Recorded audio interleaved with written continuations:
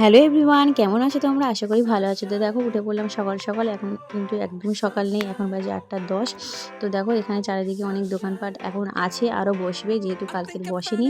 তো দেখো চলে যাচ্ছি, এখনও চারিদিকে কুয়াশা আছে, চলে যাচ্ছি ওই বাড়িতে। মা ওই বাড়িতে সব কিছু রেডি করছে। তো আমি ঘুম থেকে উঠে ব্রাশ ট্রাশ করে চলে যাচ্ছি। সীতারা এখনও ওঠেনি, এসে দেখছি আব্বা এখানে বাজার করে নিয়েছে, রান্না হবে। তো এখানে নারকেলটা রান্না হবে আর কি। আজকে বানাবে নারকেল দুধের ভাত, যেটাকে বলা হয় পোলাও। তো দেখো পোলাও বানানোর জন্য এখানে সব কিছু রেডি করে নিয়েছি, ভাজা পোড়া এখানে বসিয়েও দিয়েছে। দেখো এখানে হচ্ছে আলু ভাজা, ওখানে গোল যেটা সিদ্ধ হচ্ছে, আর এখানে মাংস চিংড়ি সব কিছু রেডি করে নিয়েছে একে একে রান্না করার জন্য। আর এখানে মা একটু পাকা পেঁপে কেটে নিয়েছে, একটু খেয়ে নিলাম। খাওয়ার পর এখানে চলে এলাম সাইনের, দেখো সাইন এটাকে নিয়ে এসেছে নিউ মেম্বার আমাদের পরিবারে। দেখো কত সুন্দর একটা কিউট বাচ্চা না, এর নাম রেখেছে সিও। কি কিউট নাম না?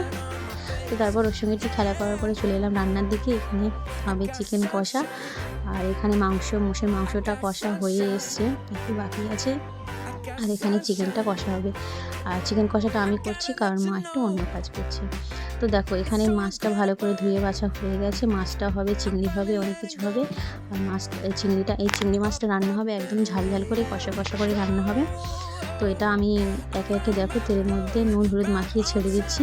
আর ছাড়তে গিয়ে না একটা দুর্ঘটনা ঘটে যাচ্ছিলো, দেখো কেমন ছিটে এসেছিলো, মা আমার ভয় পেয়ে গিয়েছিলাম। তারপর দেখো এখানে ভাজা হয়ে গিয়েছে, আর চলে এলাম একদম দুপুরে।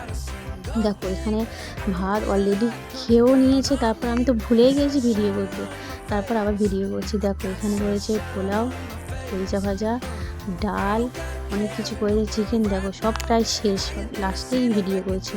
তো চলো দেখা হচ্ছে পরে কোনো ভিডিওতে, ততক্ষণের জন্য টাটা বাই বাই। সবাই ভালো থেকো, সুস্থ থেকো, আল্লাহ।